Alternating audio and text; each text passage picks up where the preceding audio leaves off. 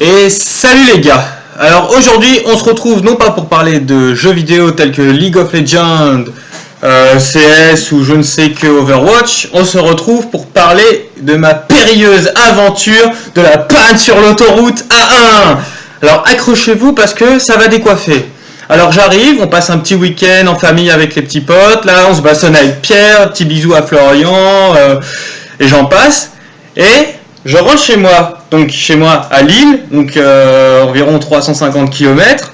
Donc je prends ma petite Dacia, ma petite voiture là, je suis bien, je mets la musique, au KLM, je passe Rouen, tout ça, ça se passe bien, je fais des petits appels de phare aux gens, petits blagueurs, hein, TMTC. Et là j'arrive vers 30 km de Lille et donc il est environ 22h30 à ce moment-là. Donc un petit voyant s'allume. Vous savez les petits voyants orange là sur le tableau de bord, le truc qu'on voit jamais sauf quand on allume le contact. Bah là je le vois et en fait quand j'essaie d'accélérer, bah ça n'accélère pas, enfin ma voiture ne trace plus sa route comme elle faisait avant. J'accélère dans le vide en fait et ça fait un vieux bruit de merde, mais genre le moteur va exploser.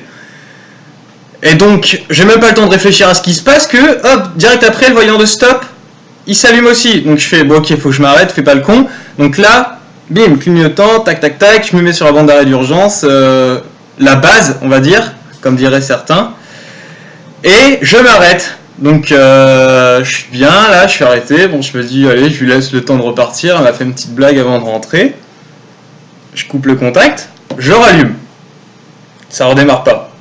Oh je fais ah putain, fais pas ta pute, je coupe le contact, j'essaye de rallumer le contact, donc le contact se met mais j'ai toujours ce bruit de merde et le moteur ne démarre pas en fait, donc quand vous allumez votre voiture, le moteur démarre si vous avez une voiture plutôt classique. Et si vous avez la mienne, et bah, ça fait un bruit sourd de moteur. Et le moteur ne démarre pas. Donc là tu te dis ok t'es dans ta voiture, t'es sur le bord de la route, le bord de l'autoroute. T'es à 30 km de chez toi, tu viens d'en faire 320. Mais non, tu ne peux pas rentrer. Tu ne peux pas rentrer parce que tu es en panne. Sur le bord de la route. Tout seul, dans le noir. Donc bon, passé ce moment, tu essayes de trouver une solution quand même. Bon, on va pas paniquer des heures non plus. Y a plein de gens qui tombent en panne tous les jours, ça arrive. Hein. Bon, c'est toujours aux autres, mais ça arrive quand même. Tu les vois comme des cons avec leur feu de détresse sur la route. Mais non. Bon, cette fois c'est toi. C'est pas grave, t'assumes. Donc, qu'est-ce que tu fais? T'appelles ton père. Eh oui. On a beau avoir des balls, on a beau être des bonhommes. Bah, voilà, quand on est dans la merde, on appelle ses darons. Voilà. C'est dans l'ordre naturel des choses, on se réfugie toujours auprès d'une figure paternelle. Donc là, en l'occurrence, mon papa, Daniel, pour les intimes, pour ceux qui le connaissent, un petit dédicace d'ailleurs, Dani, on t'aime. Bref, j'appelle mon petit Dani. Papa, je suis bloqué sur l'autoroute en panne, qu'est-ce que je fais? Bah déjà je le réveillais, il était pas super de bonne humeur quoi. Moi j'étais pas de bonne humeur non plus de base, mais bon, ça bref. Donc il me dit bah sors ton gilet jaune et va mettre tes trucs. Alors grosse blague aussi, parce que je crois que j'ai la seule voiture qui roule au monde qui n'a pas de triangle et de gilet jaune. Donc il fait nuit, je suis sur le bord de l'autoroute, mais je suis comme un connard, j'ai rien, je suis à poil, j'ai rien. Donc il me dit sors, va voir dans le coffre, il doit y avoir la roue de secours, dans la roue de secours il y a le gilet jaune et tout ce bordel, je suis sûr de les avoir mis. Alors là je sors, dans la nuit, sans gilet, au bord de l'autoroute, bon, un peu les chocottes quoi, hein, on va se dire ça quoi, je me suis pissé dessus littéralement. Je cherche dans ce putain de coffre. Alors mon coffre qui était quand même bien blindé, mon père en bon père de famille, avant de me barrer, avait bien blindé mon coffre de saucissons, de pâtés, de bouteilles de champagne et tout, ouais, il est très généreux mon père. Du coup je repars avec tout ça et là il y a tout ce bordel dans mon coffre. Et je dis, putain, mais elle est où cette putain de roue de secours de merde? Et il m'a dit qu'il y avait un tapis secret, comme dans les films de science-fiction, là, tu soulèves des trucs et des machins, et là, Sésame, ouvre-toi. Alors là, je soulève, il n'y a rien, c'est une plaque en truc, c'est dur, quoi, je ne peux pas y accéder. Donc je me dis, ok, j'ai bien l'air con. Donc pendant ce temps-là, évidemment, les gens, qu'est-ce qu'ils font? Ils voient un connard qui est sorti de sa voiture, qui n'a rien, avec klaxon, hein, voilà, on arrive en plus près de Lille, les bons enculés, ça arrive, hein, donc je prends des bons klaxons, donc je me retourne. Nique ta mère. Alors bref, Là, je suis bien, j'ai rien. Alors, je me baisse sous la voiture. Allez, la roue de secours est sous la voiture. Bah, le gilet va pas être là. Du con. Du coup, je retourne dans ma voiture. Je cherche partout. Pas de gilet. Putain, pas de putain de gilet de merde. Bon, bref, reste dans ta voiture, gros con. T'as pas de gilet, c'est pas grave. Tu vas survivre. Donc, je rappelle papa. Y a pas de gilet. Alors, il commence à se vénérer. Ah, si, je suis sur l'armée. Mais putain, mais ta gueule. Je te dis qu'il y a pas de gilet. Y a pas de gilet, putain. Je vais pas te l'inventer, moi. Donc, bref, il me dit d'appeler l'assistance. Donc là, je sors le petit carnet que vous avez dans votre boîte à gants d'assurance et ce petit carnet sauve des vies. Si vous n'avez pas ce petit carnet, procurez-le. Putain de mot de merde. Obtenez-le, ok? Parce que ce petit carnet peut vous sauver la vie, clairement. Donc je prends ce carnet et je feuillette les pages, comme ça. Je fais putain, faut que je trouve un putain de numéro pour me dépanner. Bam, je le trouve. Bam, j'appelle. Alors, il est 22h30, il n'y a pas trop de clients qui appellent pour se faire dépanner. Hein. Donc je tombe plutôt assez vite sur le type qui se présente comme Nicolas. Rien à battre. Et Nicolas, je lui expose mon problème. Alors le mec, il est très calme. Hein. Bon, c'est un assureur, c'est un Jérôme. Il est habitué à avoir des gros cassos comme moi qui tombent en panne sur le bord de la route. Donc oui, blablabla, sur l'autoroute, faut appeler les keufs, parce que c'est pas de la juridiction de blablabla. Bref, il récite son cours. Et au final, il me dit d'appeler les flics. Donc, on raccroche et je fais le fameux numéro 17. Donc, je ne suis pas habitué à faire ce numéro, je le fais et je tombe sur le commissariat de police. Un type qui décroche, je lui expose mon problème et il me demande où je suis arrêté. Eh bien, je suis arrêté sur l'autoroute A1. Et oui, mais où, me dit-il? Eh bien, là, c'est un autre problème qui se soulève, parce que je sais pas si vous conduisez sur l'autoroute, est-ce que vous faites attention aux panneaux, aux villes auxquelles vous êtes, quand il y a une ville à côté, est-ce que vous dites, ah putain, je regarderais bien, c'est quoi comme ville? Mais non, mais tu t'en bats les couilles, clairement, tu t'en bats les couilles. Donc, je ne sais pas où je suis. Je sais pas où je suis sur le bord de la route, en fait, il y a des tags à côté de moi, il y a un petit pont devant, et voilà, donc je lui dis ça, le mec, ok, bon, je vais vous passer les CRS.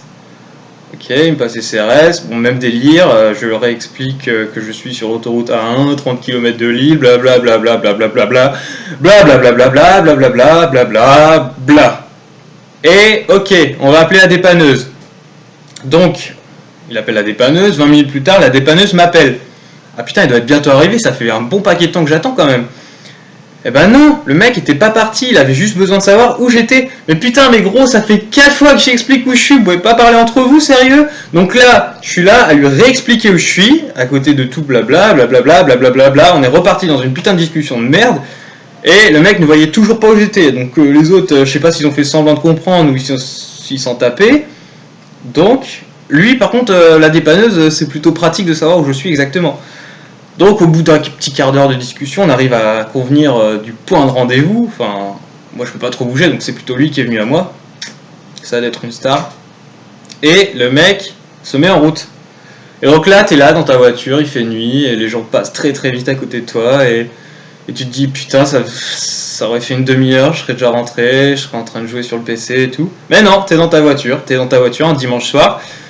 Il est 23h, t'attends ton enculé de dépanneur, hein, et tu te sens bien seul. Et quand tu te sens bien seul, et ben il y a ton enculé de pote d'Antoine Bolin qui t'appelle. Ah, tu dis putain, je vais pouvoir passer le temps, c'est bien. Donc là, je décroche et il me dit mais putain, qu'est-ce que tu fous, on t'attend pour jouer. Mais putain, mais gros, j'en ai rien à branler de jouer là, c'est mort, mais c'est complètement mort pour ce soir. Là, je suis sur le bord de l'autoroute et voilà, j'aimerais juste rentrer chez moi, même pas jouer, je m'en fous. Et donc je lui expose mon problème et ça ne manquera pas de le faire rire, bien sûr, hein, et d'en faire part à tout le monde, hein, pour se moquer de moi.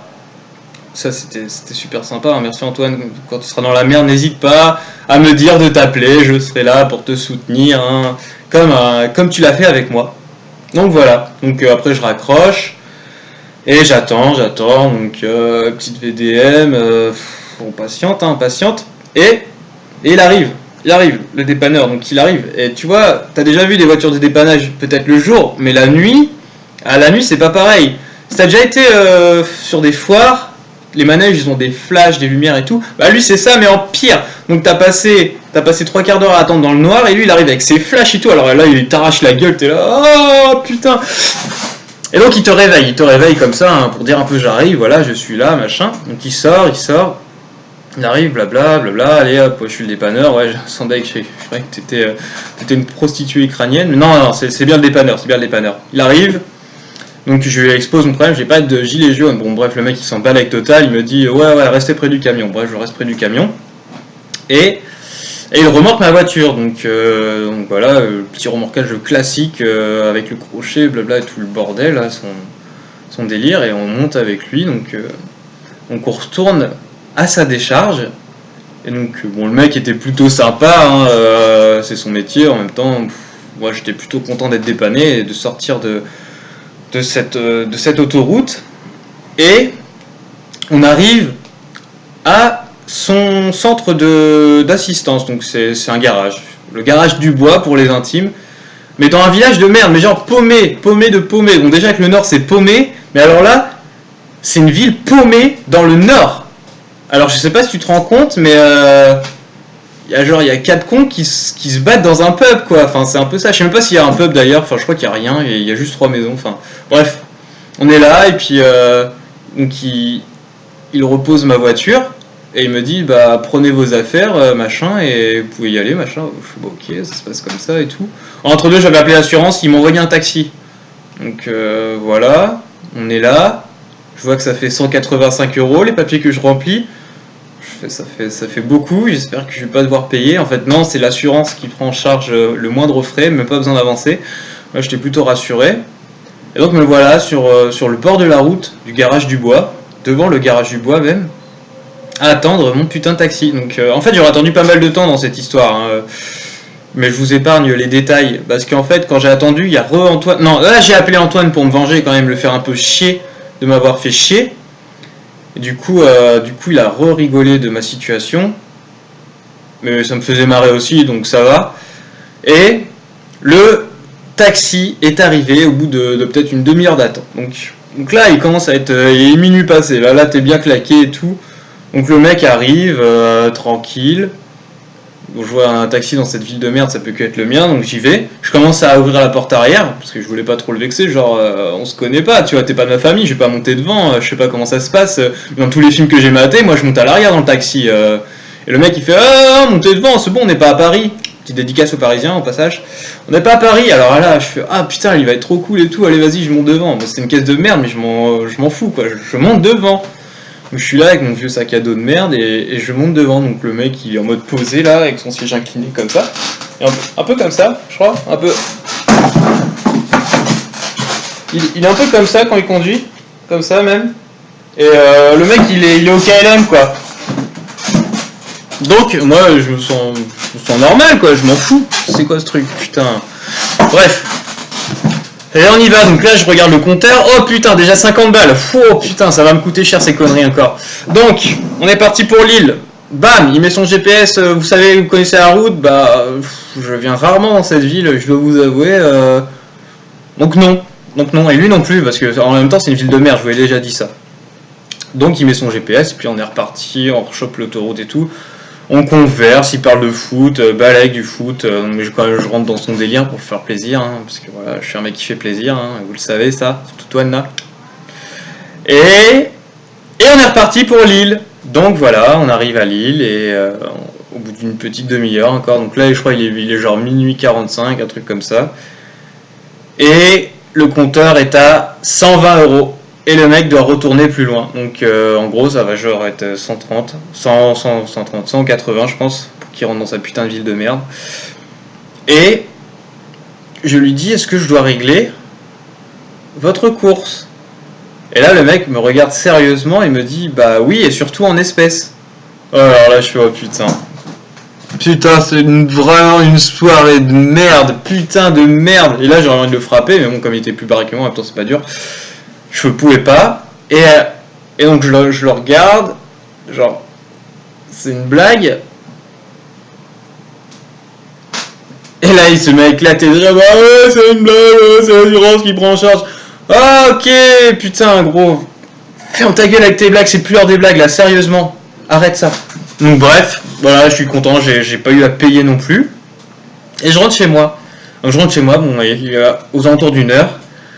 Et là, t'es dans ton appartement, et tu te dis, j'ai plus de voiture.